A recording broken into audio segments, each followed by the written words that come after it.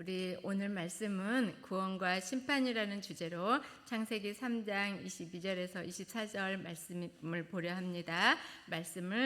말씀이 짧아서 함께 우리 합독하도록 하겠습니다. 함께 읽겠습니다. 창세기 3장 22절에서 24절입니다. 함께 읽겠습니다. 여호와 하나님이 이르시되 보라, 이 사람이 선악을 아는 일에 우리 중 하나가 되었으니 그가 그의 손을 들어 생명나무 열매도 따먹고 영생할까 하노라 하시고, 여호와 하나님이 에덴 동산에서 그를 내보내어 그의 근원이 된 땅을 갈게 하시니라. 이같이 하나님이 그 사람을 쫓아내시고 에덴 동산 동쪽에 그룹들과 두루 도는 불칼을 두어 생명나무의 길을 지키게 하시니라. 아멘. 오늘 말씀은 에덴 동산에서 창세기 3장 말씀을 잘 살펴보면 에덴 동산에서 추방당하는 아담의 슬픈 이야기입니다. 아담과 하와는 하나님께서 금지하신 선악을 알게 하는 나무의 열매를 따먹은 후에 그들의 눈이 밝아져서 자신들의 벗은 몸을 보고 수치스러움을 느꼈다고 합니다. 이전만 해도 벗고 있었으나 벗은 것이 전혀 수치스럽지 않았는데 범죄한 이후 자신들의 벗은 몸이 수치스러웠던 것입니다. 사랑하는 성도님들, 불순종, 죄의 결과는 또 다른 죄를 확장시켜 나가는 것을 보게 됩니다. 창세기 3장 8절을 보십시오. 열매를 따먹은 그날 바람이 불 때 동산에 거니시는 하나님의 소리를 듣고 아담과 그의 아내가 하나님의 낯을 피하여 동산나무 사이에 숨었습니다. 여기서 숨다, 낯을 피하다, 수치스럽다 이런 표현은 모두 죄의 결과로 오는 죄의 특징들이라는 것을 알 수 있습니다. 그렇습니다. 범죄한 이후 그들은 하나님 앞에서 부끄러웠고 인간이 얼마나 어리석은지 알 수 있었습니다. 창세기 3장 7절을 보십시오. 그들은 무화과 나무 잎을 엮어 치마를 만들어 수치스러운 부분을 가리었습니다. 그런데 눈으로 보이는 그것만 가린다고 수치심이 없어질까요? 아니지요. 눈에 보이는 수치스러운 부분이 일시적으로 가려졌을지라도 근본적으로 해결되지는 않았습니다. 어리석은 인간의 한계가 바로 그런 것입니다. 죄를 범한 인간을 보면 언제나 나 중심이라는 것을 알 수 있는데요. 우리 영어로 제가 적어놨죠. 죄를 범하다는 sin입니다. 그 가운데 I자가 있죠. 그 아이가 바로 내가 중심이 될 때 그것은 바로 죄입니다. 그리하여 타락한 인간은 거룩하신 하나님과 함께 살 수 없게 되어서 에덴 동산에서 내보내어지게 됩니다. 바로 추방입니다. 창세기 3장 23절을 보십시오. 여호와 하나님이 에덴 동산에서 그들을 내보내 그의 근원이 되는 땅을 갈게 하셨다고 합니다.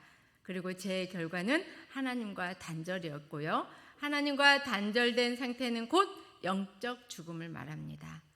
사랑하는 성도님들, 하나님께서 사람을 창조하실 때 어떻게 창조하셨는지 우리는 너무 잘 알고 있죠. 창세기 1장 27절을 보면 하나님이 자기 형상, 곧 하나님의 형상대로 사람을 창조하시되 남자와 여자를 창조하시고, 또 우리 31절에서 보면은 하나님께서 지은 모든 것을 보시고 심히 좋았더라 라고 이렇게 말씀하셨습니다. 그렇습니다. 하나님의 형상을 닮은 남자와 여자는 에덴에서 하나님과 안전함을 누리게 되었고 부족함 없이 정말 충만함으로 행복하게 살았습니다. 그런데 이제 하나님과 더 이상 살 수 없게 되었을 뿐 아니라 근원이 된 땅을 갈고 노동을 하여야 먹을 수 있게 되었다는 것은 분명 저주였습니다. 심판이었죠. 이 저주는 누가 시켜서 이렇게 되지 않았죠?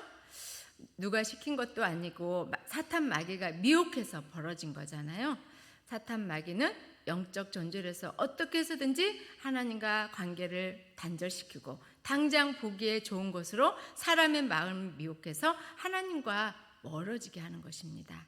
그러니까 우리는 잠깐 보이는 것에 마음과 시선을 빼앗겨서는 절대 안 된다는 사실을 깨닫고 또 깨어 있어야 된다는 사실을 우리가 기억해야 되겠습니다.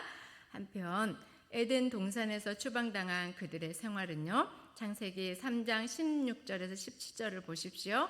근원이 되는 땅에서 여자에게는 임신하는 고통을 크게 더하게 하시고 수고하여 자식을 낳을 것이라고 하지요. 또 아담에게는 내가 내 아내의 말을 듣고 먹지 말라 한 나무의 열매를 먹었은즉 땅은 너로 말미암아 저주를 받고 너는 내 평생에 수고하여야 그 소산을 먹으리라 라고 이렇게 말씀하셨죠. 그뿐 아닙니다.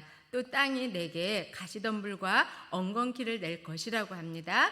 하나님께서는 범죄한 죄인들이 앞으로 살아갈 인생살이가 이렇게 가시덤불을 헤치고 나가야 되는 것 같이 힘들고 고생스럽고 땀을 흘려야 먹고 살 수 있는 험난한 전쟁터와 같은 곳임을 암시해주고 있습니다. 그렇지만 하나님은 어떤 분이신가요? 그들을 너무나 사랑하셔서 아담과 하와가 에덴을 나갈 때 가죽옷을 지어 입히셨습니다. 여기서 가죽옷이란 한 짐승이 피를 흘려 희생되어야 얻을 수 있는 것이었습니다. 하나님의 사랑은 참으로 지극한 사랑입니다. 하나님의 말씀에 순종하지 않았고 범죄한 인간을 위하여 가죽옷인 은혜의 옷, 생명의 옷을 지어 입히시는 하나님은 우리 아가페 사랑이었습니다. 공의로운 하나님은 사람을 창조하실 때 아까 우리 조금 전에도 말씀드렸지만 다시 기억해 보면 하나님의 형상을 닮아 만들었다고 했죠.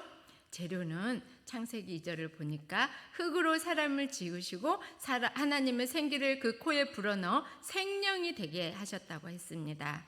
그러니 하나님과 하나인 것 같은 사람을 지극히 우리 하나님은 사랑할 수밖에 없습니다. 저희 지금 우리 인간도 자녀가 지극히 사랑스럽고 내 목숨보다도 아끼지 않는 그런 사랑을 주고 있잖아요. 우리 하나님도 그런 분이십니다. 그렇지만 우리 하나님, 공의로운 하나님은 죄를 방관하지 않으시고 죄의 책임을 물으셔야 했습니다. 그 죄의 책임이 바로 에덴 동산에서 추방하고 또 땅에서 노동을 해야 하는 것이었습니다. 그러나 엄밀히 말하면 다시 살리기 위해서 에덴 동산에서 추방시켰다는 것입니다. 그리고 노동을 하게 하셨다는 것입니다. 말씀을 잘 묵상해 보면 알 수 있어요. 그래서 아담과 하와에게 우리 가죽옷으로 그들의 수치를 가려주실 뿐 아니라 가시덤불 같은 세상에서 이 가죽옷은 방어복이 되도록 튼튼히 견고히 지어주셨던 것입니다.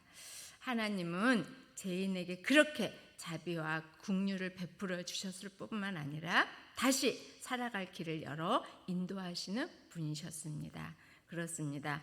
하나님은 범죄한 인간의 죄를 완전히 용서해 주시기 위해서 또 계책을 말씀해 주셨는데 바로 창세기 3장 15절 원시복음이라 불리는 말씀입니다.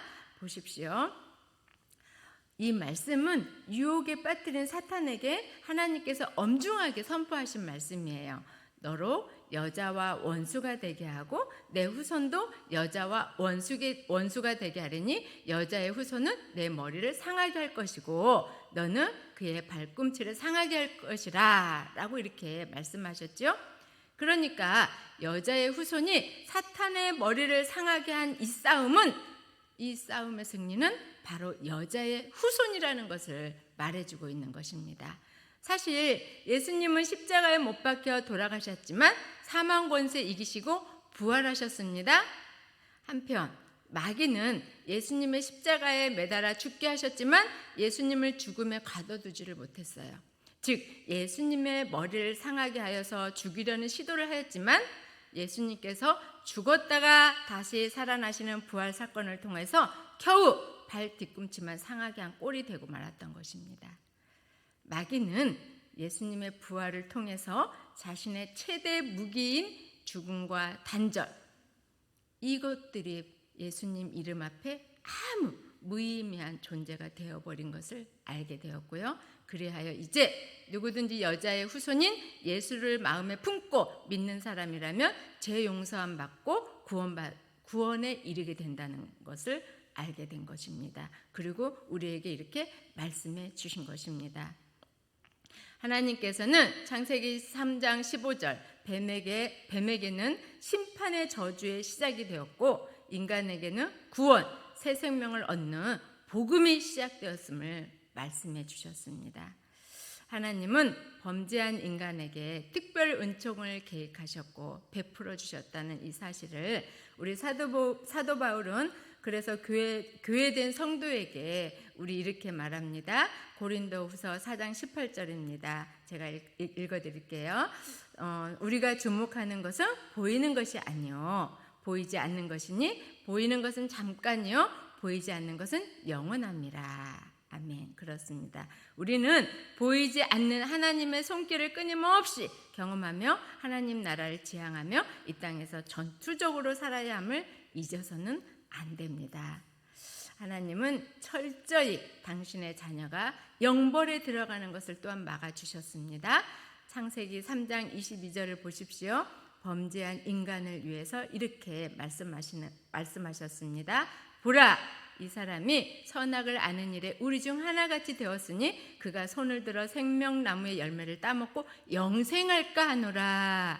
그러니까 우리 말씀의 요지는 생명나무를 따먹을 수도 있으니 에덴 동산에서 그들을 내보내어 23절을 보면요, 그의 근원이 된 땅을 갈게 하라는 말씀이었습니다. 우리 여기서 영생하면은 영원히 살 수 있으니까 좋을 것 같죠? 그렇지 않습니다. 하나님께서는요, 우리 에덴 동산에서 그들을 내보내시고 또 근원이 된 땅을 갈게 하셨고 그런 특별 은총 안에 있는 하나님의 사람이 영원히 죽지 못하고 산다는 것은 행복한 영생이 아니라 영벌이었던 것입니다. 그래서 하나님은 철저히 그들을 지키기 위해서 생명나무 열매를 따먹지 못하도록 하셨고요. 하나님은 그렇게 죄인의 울타리가 되시고 보호막이 되주셔서 비록 땅에서 노동을 하지만 그들이 하나님께 돌아올 기회를 주셨던 것입니다. 우리 현 시대를 지금 살고 있잖아요. 출산은 감소하고 노인 인구가 늘어나는 우리 고령화 시대에 살고 있는데요. 이런 현상은 결코 우리 바람직하지 못하지요. 안타까운 현실 앞에 우리 모두 마음이 무겁지만 우리 모두 건강하게 장수를 누리는 것은 하나님께서 주신 축복입니다. 하지만 건강하지 못한 상황에서 장수하는 것은 또 개인적으로도 고통이지요. 또 하나님은 그래서 이 부분을 막기 위하여 생명나무 열매를 따먹지 못하도록 막아주셨다는 것입니다. 그리고 반면 영생의 길을 열어주셨습니다. 24절입니다. 하나님께서는 아담과 하와를 에덴 동산에서 쫓아내시고 에덴 동쪽에 그룹들과 두루 도는 불칼을 두어 생명나무의 길을 지키게 하셨다고 하셨죠. 여기서 그룹이란 하나님 가까이에 위치하여서 하나님을 섬기고 보좌하는 영적인 존재라는 즉 천사를 가리킵니다. 천사들은 하나님의 일을 돕는 영적인 존재라고 목사님께서 어제 우리 천사에 대해서 잘 배웠잖아요. 천사는 경배의 대상이 아니고 하나님을 섬기도록 창조되었다고 그렇게 말씀해 주셨습니다.